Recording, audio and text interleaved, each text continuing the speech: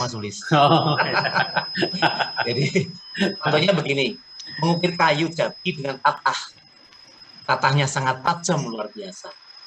Naik pangkat itu sebenarnya mudah, asalkan dijalani dengan bahagia.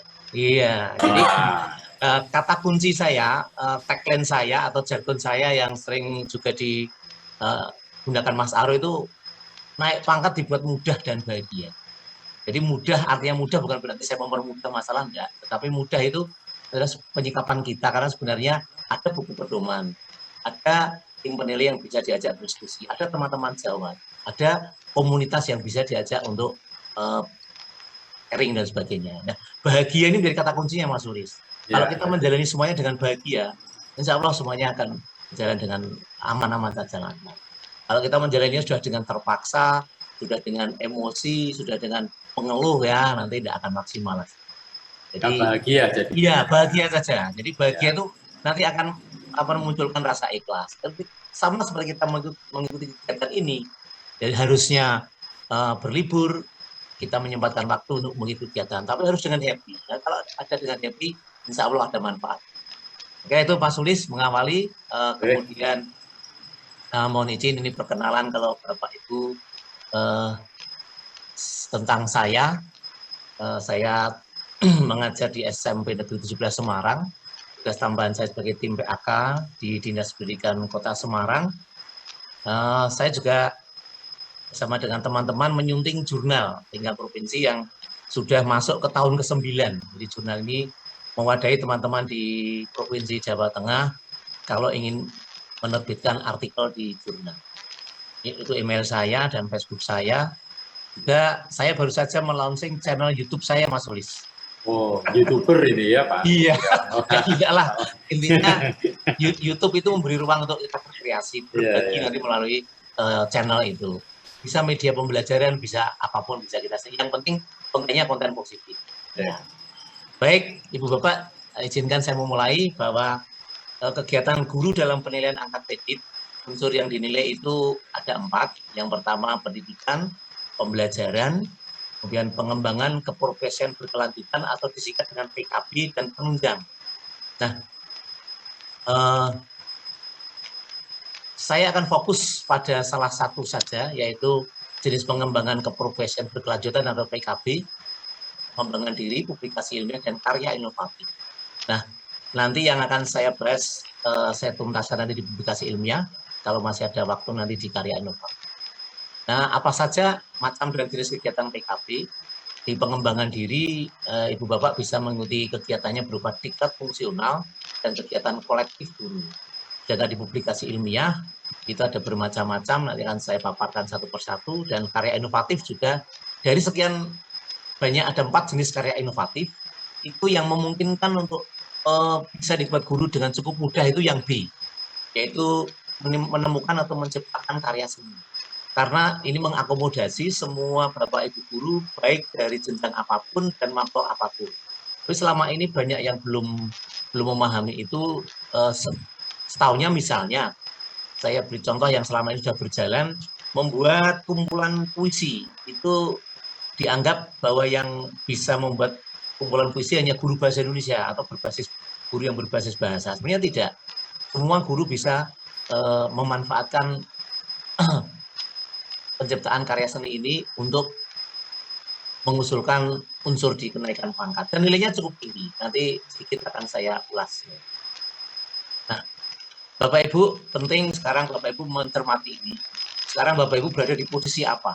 Jadi sebenarnya ada 2 kata kunci, kata pertanyaan besar yang harus dipahami oleh Bapak Guru kaitannya dengan angka kredit dan kenaikan pangkat. Yaitu pertanyaan tentang apa dan bagaimana. Nah, hubungannya dengan apa itu seperti saya sekarang berada di golongan apa. Nah, Bapak Ibu bisa mencermati, karena masing-masing golongan itu akan berbeda jumlah angka kreditnya. Terutama saya akan fokus di unsur pengembangan diri dan publikasi ilmiah dan karya inovatif, singkat PIKI. Misalkan Bapak Ibu berada di golongan 3D ke 4A, itu berarti pengembangan dirinya butuh 4, publikasi ilmiah dan atau karya inovatifnya butuh 8. Tetapi golongan 3D ke 4A ini sudah wajib harus ada karya ilmiah berupa penelitian, baik penelitian tindakan kelas kalau untuk guru ataupun untuk kepala sekolah pengawas itu penelitian tindakan sekolah atau penelitian tindakan pengawas. Jadi wajib ada itu. Kalau sebelumnya untuk golongan sebelumnya itu masih bebas. Nah ini lebih rincinya ada di sini Bapak Ibu. Nah di sini dari contoh tadi saya sampaikan dari golongan 3D ke 4A ada 8 dari unsur PI dan 4-nya dari PD. Nah minimal di antara angka unsur kredit 8 ini harus ada 1 laporan hasil penelitian. 1 laporan hasil penelitian itu juga untuk yang regulasi yang sekarang sesuai dengan Permen PAN 16 2009 itu harus diseminarkan. Kemarin pengalaman ada beberapa guru yang menyertakan laporan penelitian tindakan kelas, tapi tidak ada dokumen seminarnya, sehingga tidak bisa untuk diusulkan untuk syarat kenaikan PAN. Jadi seminar itu wajib, nanti persyaratan seminar bagaimana itu bisa dicermati lebih lanjut.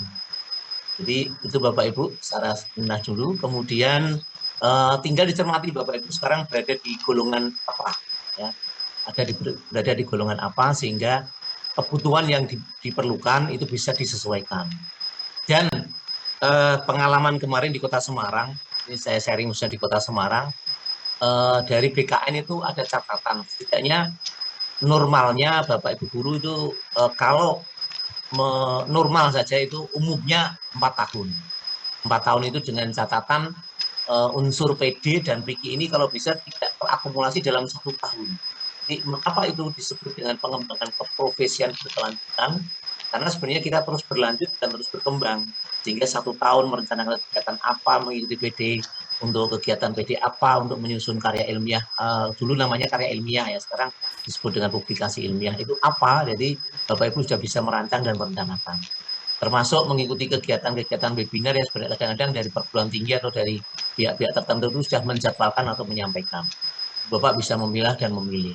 Jadi tidak setiap webinar, setiap seminar diikuti, tapi Bapak Ibu bisa memilah dan memilih dengan kebutuhannya, dan juga dari tawaran dari pihak penyelenggara, apakah sertifikatnya itu hanya kurang dari 3 jam ataukah bisa lebih dari 30 jam. Itu nanti akan diperhitungkan untuk nilai angka kreditnya. Ini Bapak Ibu, kemudian ketika membuat sebuah karya, itu Bapak Ibu juga bisa berkolaborasi. Nah, di dalam kolaborasi ada ketentuannya. Kalau hanya 2 orang, maka penulis utama 60%, kemudian penulis yang kedua itu hanya 40%. 60%, 40% dari apa ya? Dari nilai angka kreditnya. Misalnya menyusun buku kumpulan puisi. Kalau kumpulan puisinya itu minimal 40 judul, nilainya 4.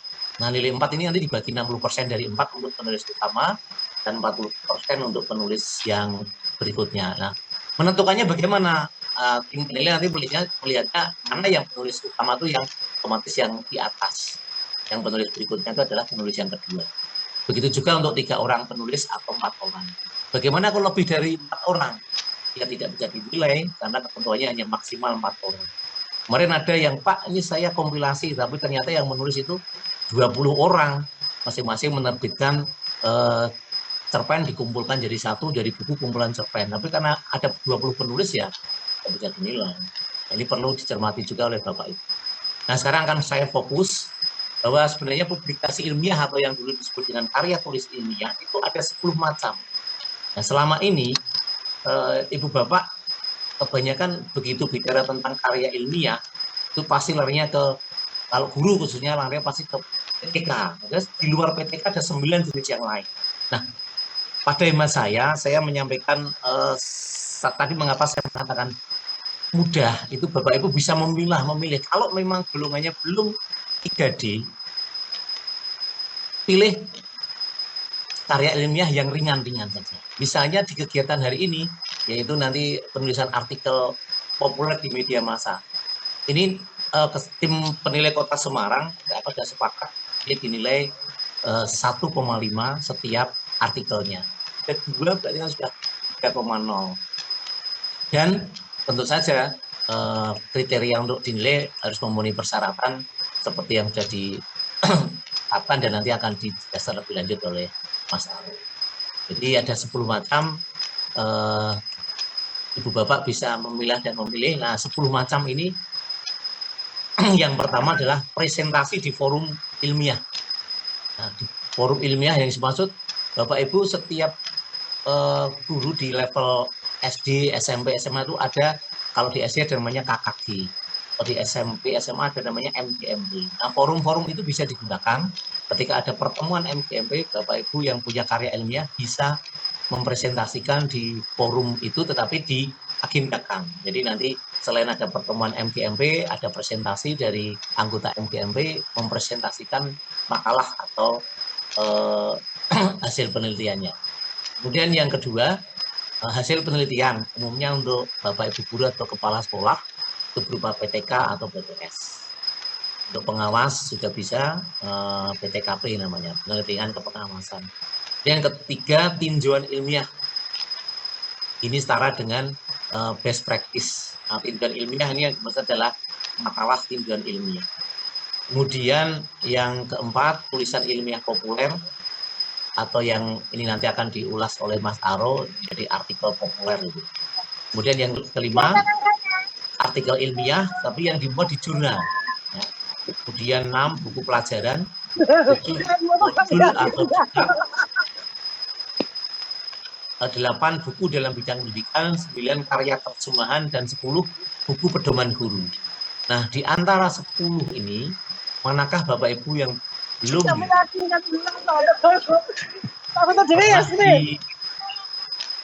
dibuat? Ya, Bapak Ibu, selama ini ternyata hasil penelitian nomor 2 ini hanya salah satu saja. Jadi jangan terjebak di sini. Kalau sudah golongan 3D ke atas, baru sudah wajib ada PTK atau PTS. Selain itu juga harus ada karya ilmiah berupa artikel yang dimuat di jurnal. Itu untuk golongan 4A ke atas sudah wajib.